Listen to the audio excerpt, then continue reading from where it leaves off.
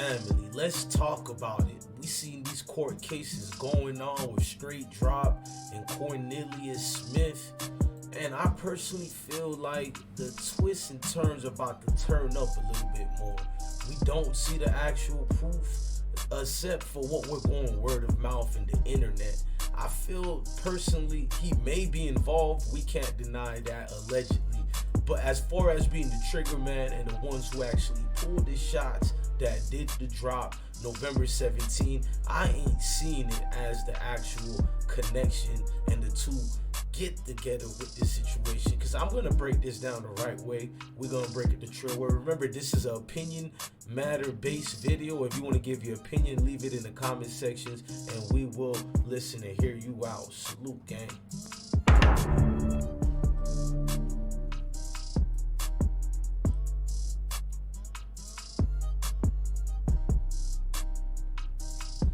Now, young Dolph, we do know, sadly, he died on that November 17.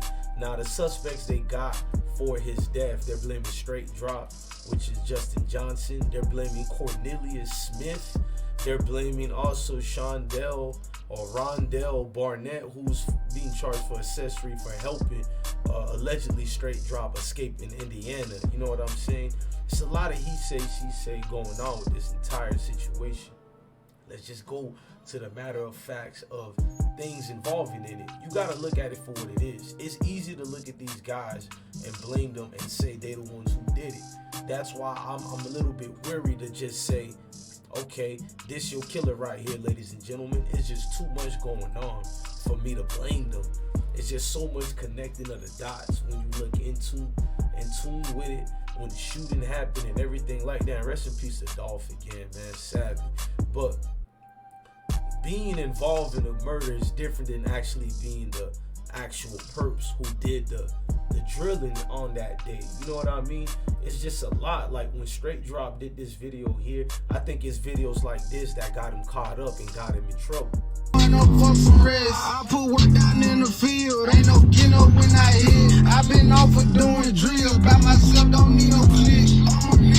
Rex that I spread down my arm and come it is. I'm coming like giant bomb, way I shoot and work the wheel like this. Off the thugging every day like my PO ain't told me shit. Knock some down and get you a bonus. My young niggas on it. Bet I go out like Tony.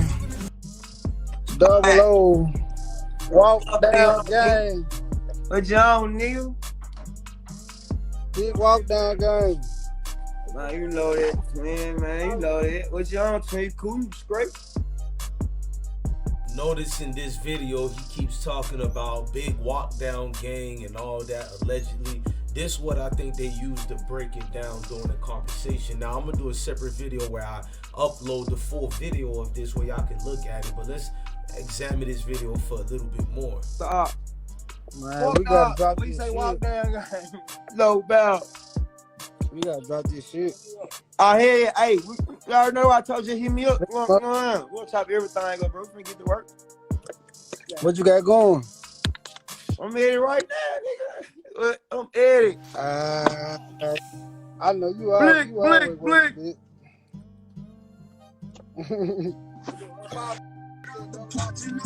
No, I can't do one. I just went pick up movie. We got sticks and drawn on students. I mean, things like this situation was unfortunate. You got bloggers who was tying him with pictures and saying this is the case of what happened or what not. It's just a lot that was going on in that entire situation. With the Straightdroppp one, the ties and connection remained the same. It was like Straightdroppp is guilty because he was writing things like turning myself in Monday, 2000. You see what's posted on there already. And my thing was just to basically dismiss certain things. You see his family member when she got on there. Some people said it wasn't his grandma, it was other old boy family. But you seen a lot of people who spoke in good form and came out and said something when they said no bond, but the judge told them they need an attorney or they're gonna issue the state attorney. That's another thing. They were confident in getting an attorney. I haven't seen them for an attorney yet. We're gonna make a video about that too. But Cornelius Smith, and Straight Drop, I'm not feeling how they guilty of pulling the trigger. Maybe they might be connected in other ways, like they saying they got Cornelius for the vehicle, you know what I mean, the white Benz that was found. They saying they got all that. My thing with the whole situation is we trying to look for who's the king and the queen. Nobody really worried too much about the pawns. Pawns gonna do what they gonna do.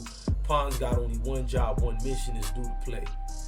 That's all they got. Do the play the right way and get it popping, get it started in a way that you know you gotta do on the clown type of tip. You know what I mean? So it's a lot of situation with this young dog that they ain't even break down, bro. Like, let's get back again to when you found the vehicle in the yard. We still gotta go further. Like, how did they know to go there if somebody didn't tip them off? Of course folks tipped them off, gang. It's too easy. I mean, vehicles get tracked too, because this vehicle also was reported stolen 7 days before Young Dolph was even drilled on November 17th. It was reported stolen November the 10th. That's right.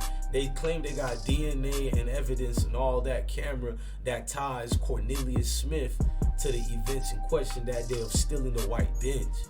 My thing is, they're tying videos to people on JoJo Splat and CEO Bobby. Folks in them was tying a whole lot other than what you think the situation was. So if people was mad at me, nah, get mad at folks for hopping on the Instagram and doing the most. Now, another thing that made us think it's not, you feel me, JoJo, not just JoJo Splat, but it's not Justin Johnson, aka Straight Drop, or Cornelius, or maybe it's just one of them, but I don't know if it's both who were the trigger mans. Remember, I'm not saying they guilty or innocent, none of that. I'm just saying I don't think they the trigger man, if it making sense, because, you know, Marcus Thornton, which is the brother of Dolph, man, you know, he was out there busting it. Remember when the vehicle, when they spinned off this famous thing right here, when them two dudes ran off or whatever, and the cops came at the scene, they had the brother, they had to speak to him or whatever. They actually arrested him doing that. Remember that? They got him, put him in handcuffs.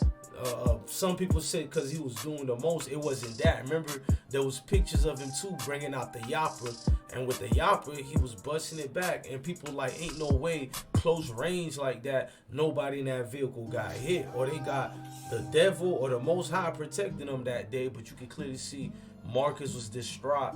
He was going through it. That's when the cops felt like doing what they do best, you know, harass. But I mean, they doing their job at the same time too, because I guess they laws is different in Florida, where I'm from. If you bust back, you know, and you ain't being bust on, I guess to them that's a charge. But he clearly was good because he felt his life in danger. You don't know if them dudes was about to spin back, and I guess that's what kept him out of being locked up. I don't know if his situation was dismissed or they, you know, they just let the man on a bond or something like that. But I do know they arrested him clearly for busting out the yapper that day.